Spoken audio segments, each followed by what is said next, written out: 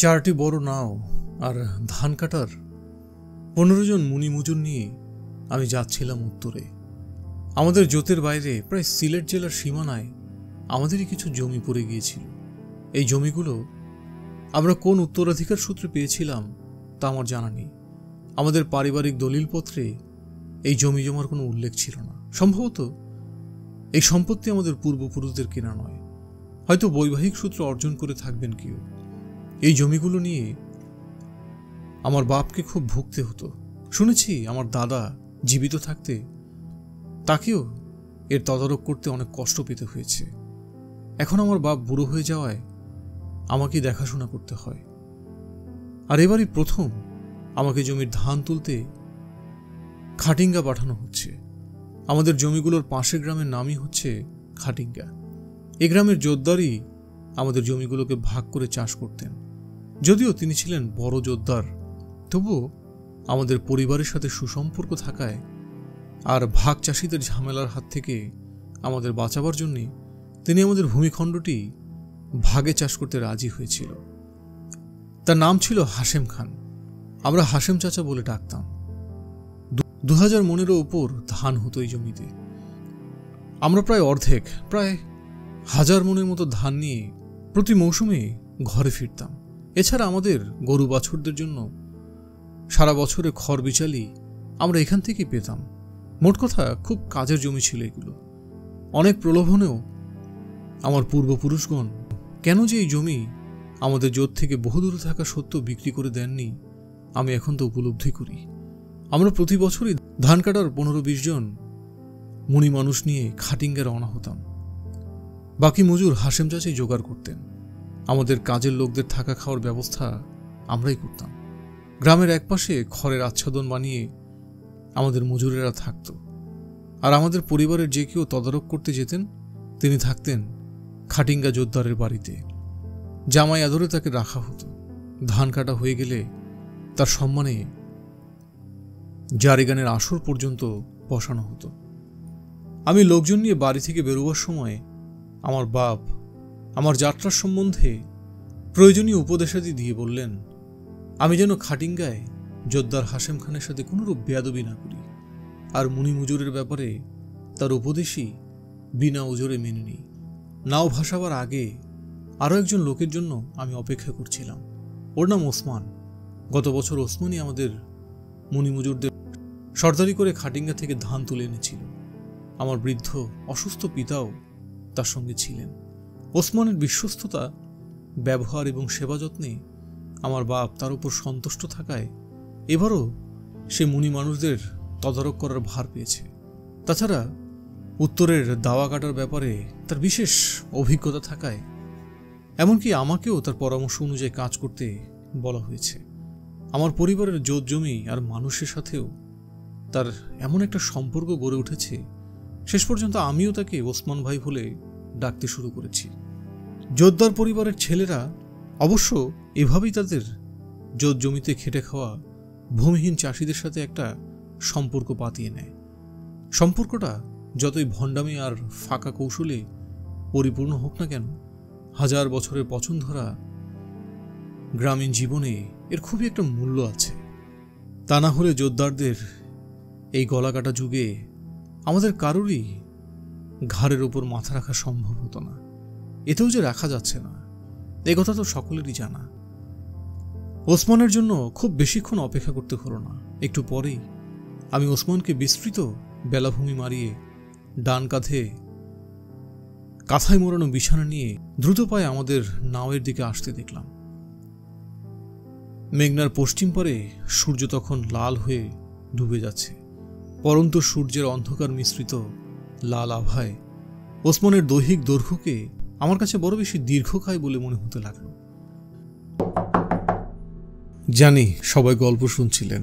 যে ডিভাইসে গল্প শুনছিলেন অনুগ্রহ করে তার দিকে একটু তাকান। এটা আমার নিজের চ্যানেল। আপনাদের পাঠানো মেইল আপনাদের পড়ে শোনাবো। আপনাদের সাথে ঘটা কিংবা আপনাদের কাছের মানুষদের সাথে ঘটা কোনো ভয়াবহ অভিজ্ঞতা বা অদ্ভুত কোনো স্বপ্ন আপনাদের সাথে শেয়ার করব। কুপির আলো এবং আলো ছায়াতে তো গল্প উপন্যাস শোনাবই, তবে ভূত নেই শুনে সরাসরি আপনাদের সাথে থাকব। আশা করি সাবস্ক্রাইব করে পাশে থাকবেন এবং ফেসবুক পেজেও যুক্ত হবেন। স্ক্রিনে দেওয়া মেইল অ্যাড্রেসে কিংবা ফেসবুক পেজে কথা হবে। এনিওয়ে, অনেকেই আপনারা আমার সম্পর্কে জানতে চান। আমি জাভেদ শিমুল, একজন গণমাধ্যম কর্মী এবং ফ্রিল্যান্স ফিল্ম মেকার। আমি ভালো আছি, আপনারাও ভালো থাকবেন। পেছনে ভেজা বালুময় বিস্তৃত তীরভূমির ওপর তার পায়ের ছাপ এমনভাবে আঁকা হয়ে যাচ্ছে, দেখলে মনে হয় একজন ভারী মানুষকে বহন করার চিহ্ন রাখার জন্য ধরনের জন্য বেশ একটু নমনীয় হয়েই আছেন। আমাকে সালাম সম্বোধন জানিয়ে ওসমান আমাদের নাওয়ের গলুইয়ের কাছে এসে দাঁড়ালো। সালামের উত্তর দিয়ে আমি বললাম, তুমি আমার নৌকাতে উঠো ওসমান ভাই। ওসমানের সারা মুখে হাসি ছড়িয়ে পড়ল। সরল ভূমিহীন চাষিরা ভূমধ্যাকারীর সামনে যেমন বিনয়ের হাসি হাসে, ওসমানের হাসিটা তেমন দাসত্ব ব্যঞ্জক বিনয়ের মতো নয়, কেমন যেন একটা আত্মবিশ্বাসী আত্মীয়ের মতো। আমার ভালো লাগলো, আমিও হাসলাম। ওসমান বলল, আপনার আম্মা আমার সবসময় আপনার কাছাকাছি থাকতে কইছে। ওসমান নৌকায় উঠলে নাও টলতে লাগলো। একজন মাঝি তার কাঁধ থেকে বোঝাটা নামিয়ে নিলে সে পা বাড়িয়ে নদীর পানিতে হাত মুখ এবং পায়ের কাদা ধুয়ে মাস্তুল ধরে দাঁড়ালো। আমাদের নৌকার পাশে আরও 3টা নাও যাত্রার জন্য তৈরি। মোট 4টি নৌকাই পাতিলের নৌকার মতো বড়। প্রত্যেক নৌকাই 4 জন করে মুনি মানুষ ওসমানের ব্যবস্থার মতো আছে। এসব লোক যেমন ধান কাটায় ওস্তাদ, তেমনি নৌকা বাইতে ওস্তাদ। ভাটি অঞ্চলের ভূমিহীন চাষিদের সবগুণই এদের আছে। চাষবাসের কাজে যেমন এদের কোনো জুড়ি নেই, তেমনি মাঝি হিসেবেও এদের কোনো তুলনা আছে বলে মনে হয় না। ওসমান মাস্তুল ধরে পাশের নৌকার কাণ্ডারীদের নাম নিয়ে এক এক করে ডাক দিল। আরব আলী নাওয়ের ছই থেকে পাটাতনে এসে দাঁড়ালো। কন সর্দার, আপনার লেগে বইয়া রইছি। ওসমান আরব আলীর দিকে মুহূর্ত মাত্র তাকিয়ে হাঁক দিল, আশরাফ মিয়া বাড়াও। আশরাফ মিয়া ওসমানের গলা শুনে তার নাওয়ের পাটাতনে এসে দাঁড়ালো। সর্দার, কৃষ্ণমাঝি কই? ওসমানের ডাকে শেষ মাথায় নৌকার গলিয়ে বসে থাকা কৃষ্ণমাঝি হুকো হাতে উঠে দাঁড়ালো। আসি সর্দার, তামুক টানতাছি। কত সের তামুক লইলা মাঝির বুথ?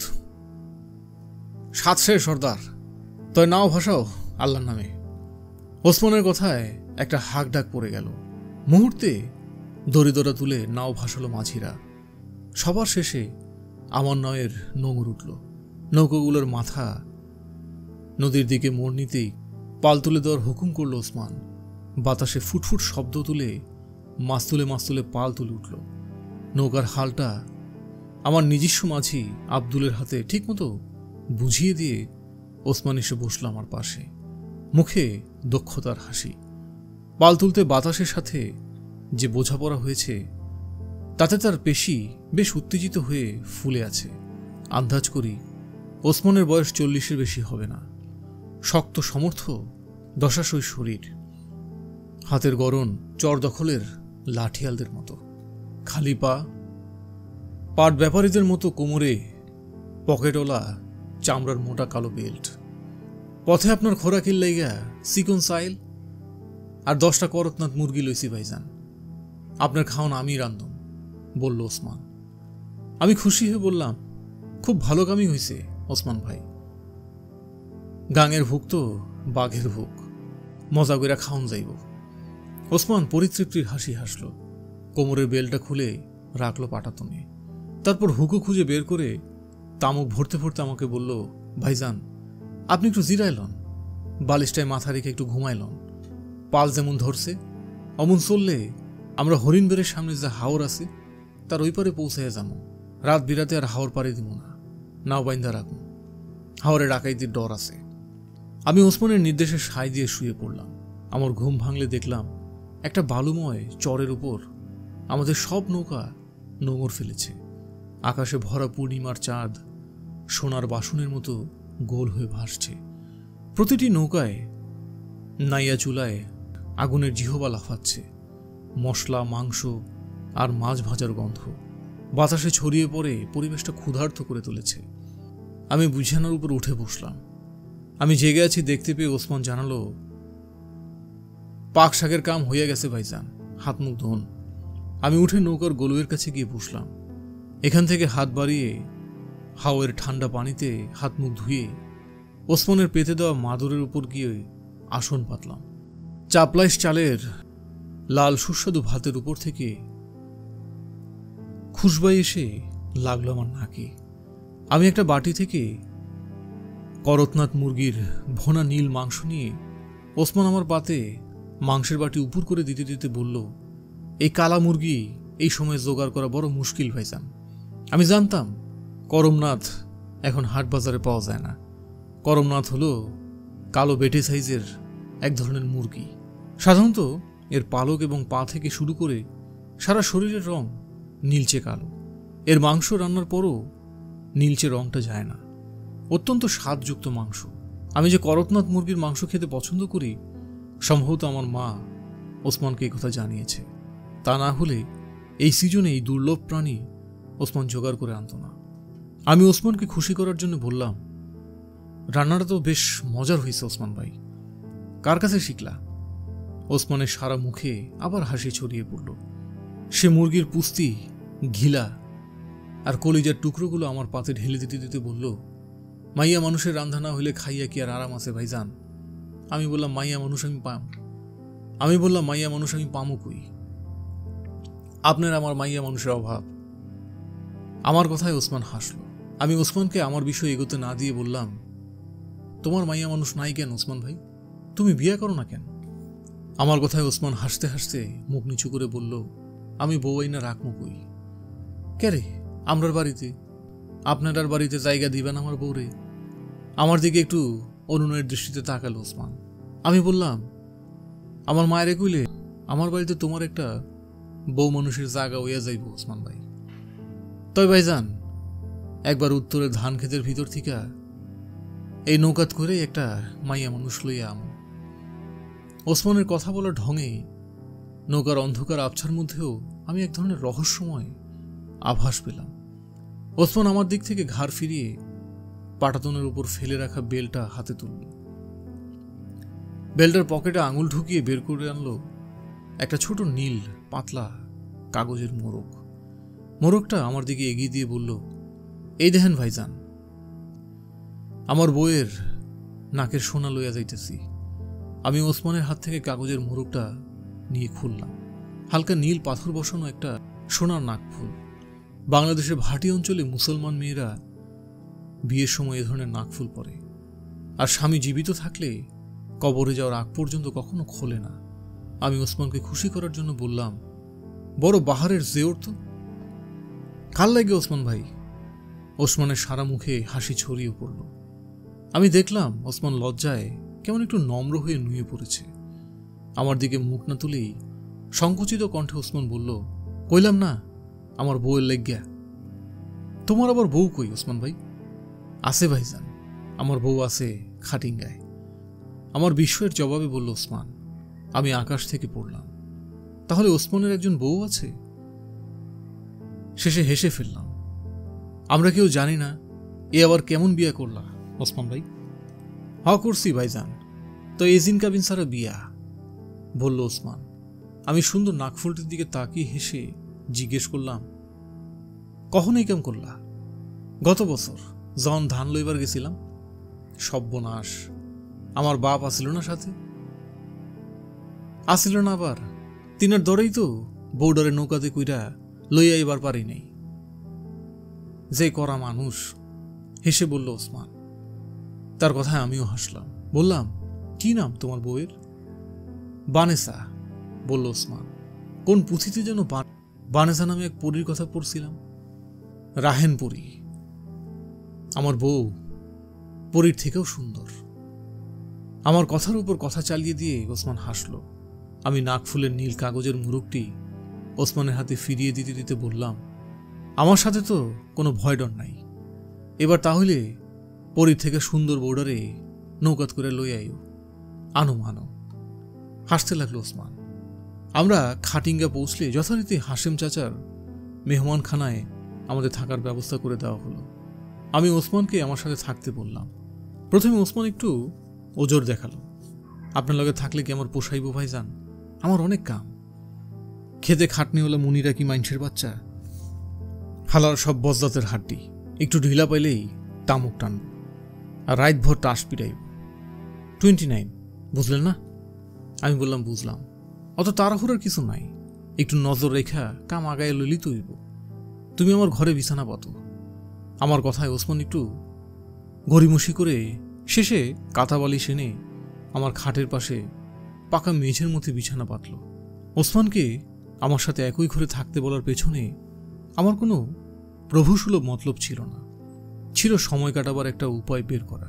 তাছাড়া ওসমানের এজিন কাবিন ছাড়া বউ বানেসা, যে কিনা পরীর থেকেও সুন্দরী, তার নীল কাগজে মোড়ানো নাকফুল ইত্যাদি আমার কাছে একটা হেয়ালির মতো লাগছিল।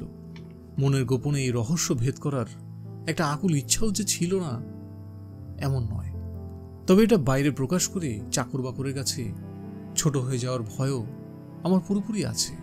আমি ওসমানকে খোলাসা করার জন্য বললাম, হনো ওসমান ভাই, এই ভাটির দেশে আমি নয়া মানুষ, আও বুঝি না, এই কারণে তোমার রাইতের বেলা কাছে রাখলাম। আর আমার বাপ তো তোমারে কইছে আমার কাছে থাকবার, কয় নেই? কইছে, তাইলে আর ডর কি?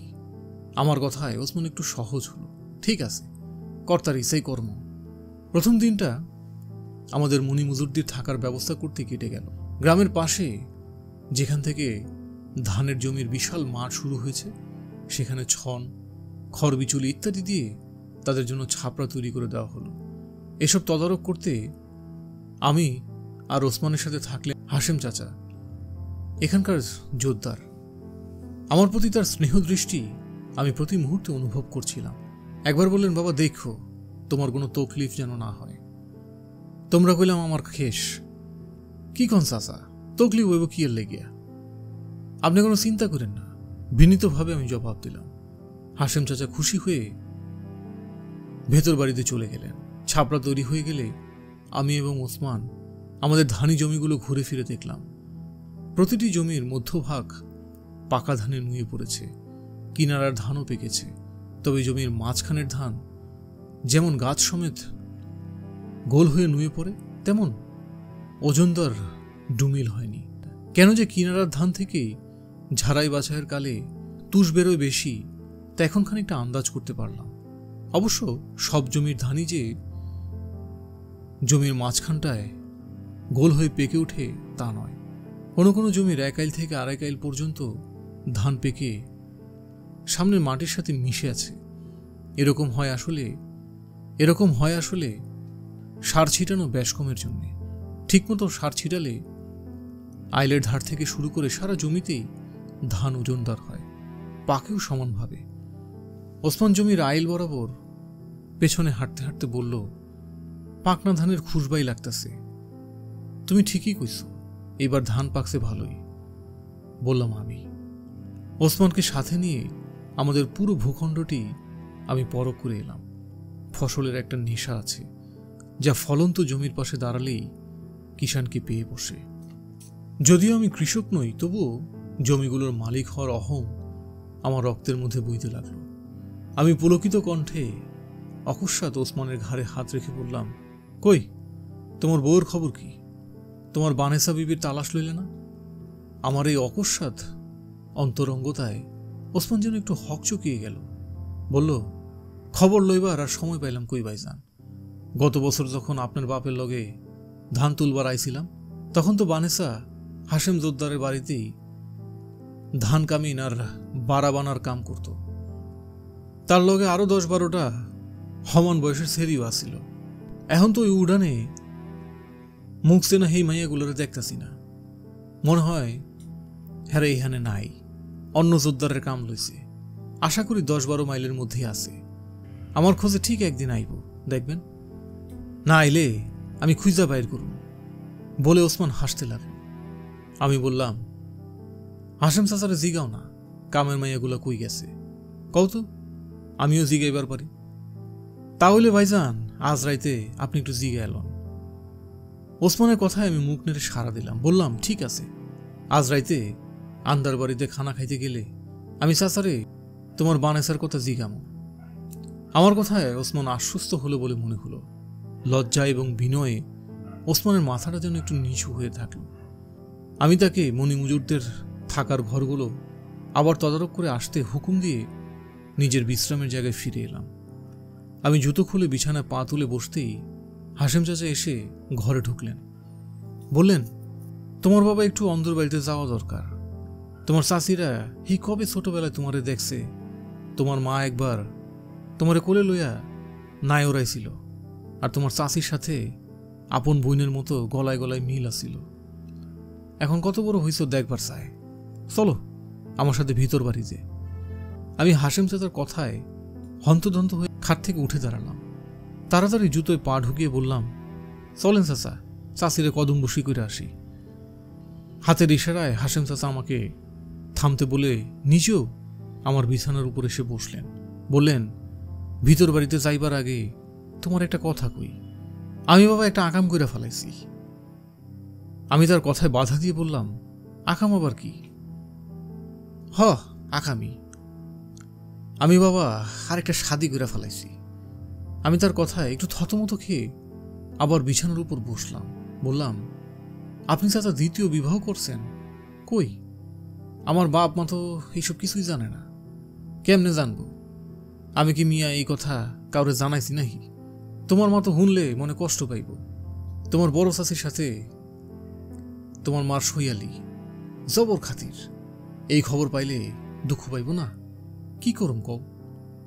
এত বড় জোত, মাইলের পর মাইল, আবার জমি, হাল বলদে একাকার সংসার। ধান উঠলে মাঠের উপর বড় উঠানে পাহাড় জইমা যায়। দেহার মানুষ থাকলেও রাগবার থামাইবার আপন মানুষ নাই। তোমার চাষির অনেক বয়স হয়েছে, এখন আর দান বান দেখা সামাল দিতে পারে না। পোলাপান্ত বৌজি লইয়া ঢাকায় থাকে, গ্যারামে আইবার চায় না। সারা বছরে খোরাকি নাও ভইরা ঢাকায় পাঠাইতে হয়।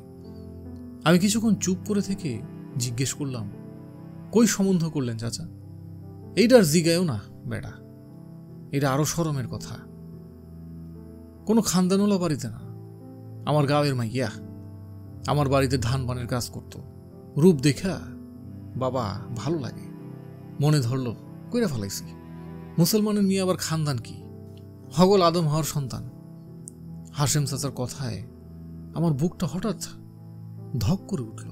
সর্বনাশ! হাশেম চাচা আমার ওসমানের বানেসাকে বিয়ে করে ফেলেনি তো? কারণ ওসমানের কাছে শুনেছিলাম বানেসা এই বাড়িতে ধান কামিনের কাজ করত। আবার ভাবলাম, এ ধরনের অঘটন তো হাশেম চাচা হয়তো অন্য মেয়েকে বিয়ে করেছে, কিন্তু বুকের ভেতরের খুঁতখুতানিটা কিছুতেই গেল না। এদিকে ওসমানও মনিমুজুরের খবর নিতে গিয়ে আর ফিরছে না। আমি অগত্যা বললাম, চলুন চাচা, ভেতর বাড়ি যাই, চাষিরারে সালাম করে আই। বাবা চল, আমি তোমারে সব কথা সাফ করে দিলাম। শেষে আবার তুমি এক নজরে কদম বসে কইরা চললাইও, আর কজন বাদ থাকে। এমন হইলে তোমার ছোট চাষি মনে আঘাত পাইব, বললেন হাশেম চাচা। আমি হাসলাম, বললাম, না চাচা, তা কি সম্ভব?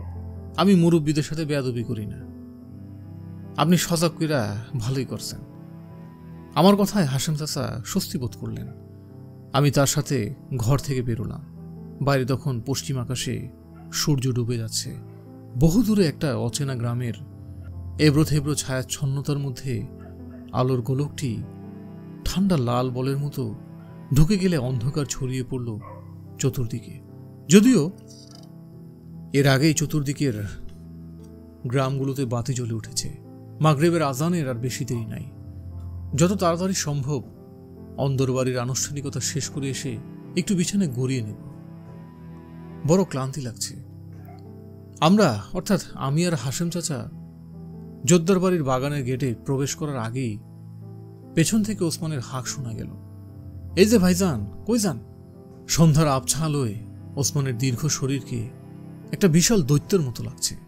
আমি দাঁড়ালাম। হাশেম চাচা ওসমানকে দেখে বললেন, তুমি কই আসিলা? চলো চলো, অন্দরে যাই।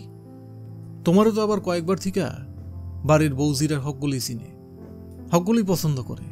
জি হুজুর, চলেন, বেগম সাহেবের সালাম জানাই আই, বলল ওসমান। তারপর তিনজনেই বাগান এবং ভিতর বাড়ির উঠোন পার করে একটা প্রাচীন দালানের সামনে এসে দাঁড়ালাম। সন্ধ্যায় অন্ধকার এখনো কালো হয়ে নামেনি। অপরিচ্ছন্ন আলোর মধ্যে বাড়িটার বিস্তৃতি আমার চোখে পড়ল। বিশাল বাড়ি, মাঠের মতো বড় উঠোন। উঠোনটিকে ধান মারার উপযোগী করে লেপে পোছে পরিষ্কার করে রাখা হয়েছে।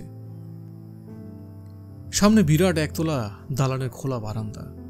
প্রাচীন হিন্দু জমিদার বাড়ির মতো হলেও সিঁড়ির পাশে কোনো ফুল গাছ নেই।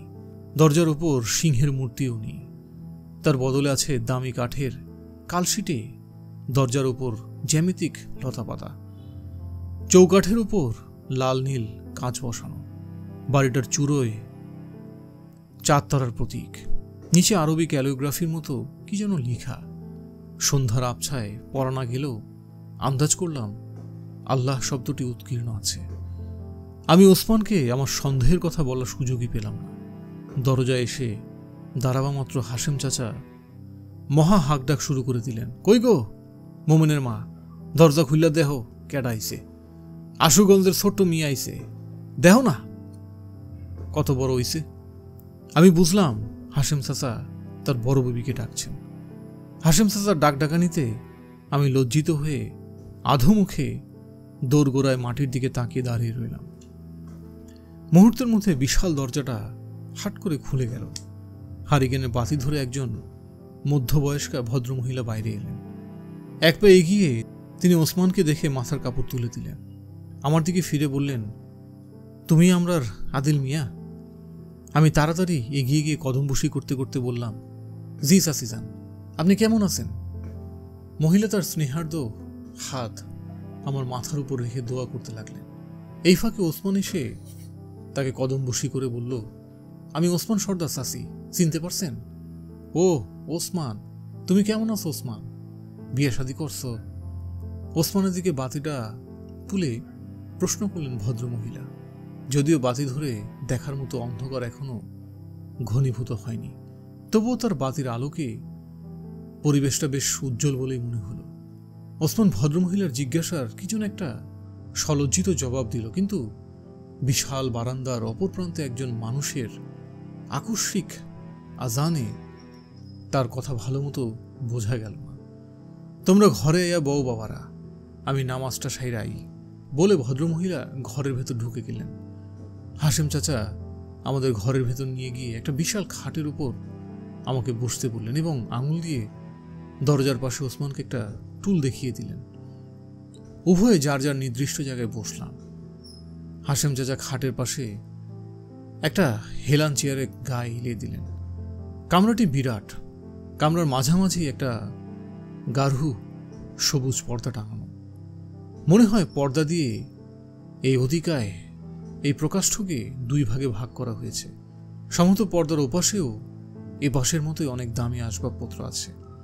হাশেম চাচা আমার দিকে ফিরে পড়লেন, তোমার বড় চাচি আজকাল আবার খুব নামাজ রোজার দিকে টান হয়েছে।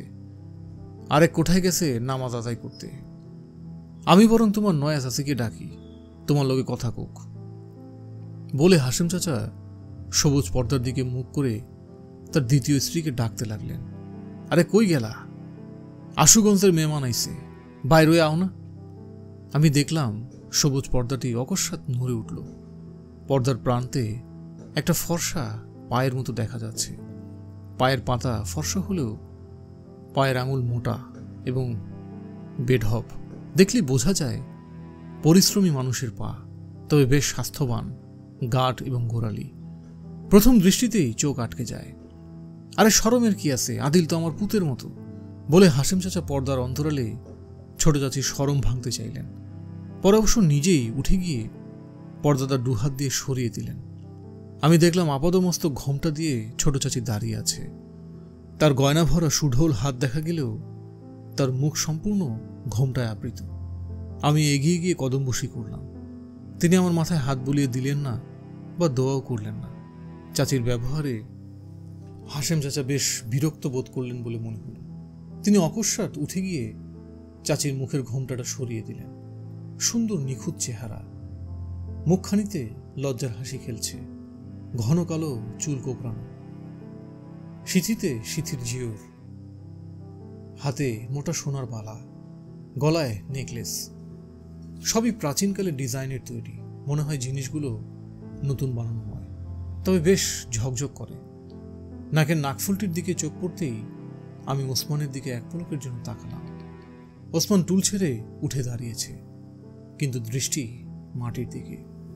কোনো যোদ্ধার পরিবারের গৃহবধূর দিকে সোজাসুজি দৃষ্টিতে তাকাতে পারা সোজা কথা নয়, কোনো ভূমিহীন চাষির। ওসমান নতদৃষ্টি হয়ে আছে দেখে হাশেম চাচা হেসে বললেন, তুমিও নতুন বউয়ের মতো শর্মিন্দা হইলা নাকি ওসমান মিয়া? তুমি চিনো না আমার বানেসা বেবিরে? গত বছর তো দেখছি মলম দিবার সময় ধান লয়ে কত হাসি ঠাট্টা করছো। অহন আবার স্মরণ কি? অহন তো তোমার চাচি লাগে। সালাম করো। বানেসা নামটি শুনেই ওসমান চমকে তাকালো ছোট চাচির দিকে, যেন এক আগুনের প্রতিমা দেখছে সে। তারপর আমার দিকে ফিরল পলকের জন্য। আমি মুখ নামিয়ে নিলাম। ছোট চাচি পায়ের নখের দিকে তাকিয়ে স্তব্ধ হয়ে গেলাম। হঠাৎ ওসমান হেসে ফেলল। হাশেম চাচার দিকে তাকিয়ে বলল, হুজুর, আমি ছোট চাচির লেগে একটা জিনিস আনছি। তাই না আনার কথা কইছিল গত বছর। আপনার মর্জি হইলে জিনিসটা আপনি রাখেন। বলে ওসমান চামড়ার ব্যাগের পকেট থেকে নাকফুলের নীল মোড়কটা বের করে হাশেম চাচার হাতে দিল। চাচা যখন বিস্মিত হয়ে মোড়কটা খুলছে, ঠিক তখনই ওসমান একটা বিশাল পর্বতের মতো মাথা নুয়ে বানেসাকে কদমবসি করতে করতে বলল, কেমন আছেন ছোট চাচি? আমার লেগে দোয়া করেন। গল্পটা এখানেই শেষ। ধৈর্য ধরে গল্প শোনার জন্য ধন্যবাদ। আলো ছায়া আমাদের নতুন চ্যানেলটি সাবস্ক্রাইব করতে পারেন। সব ধরনের উপন্যাস নিয়ে আমাদের নতুন চ্যানেল আলো ছায়া।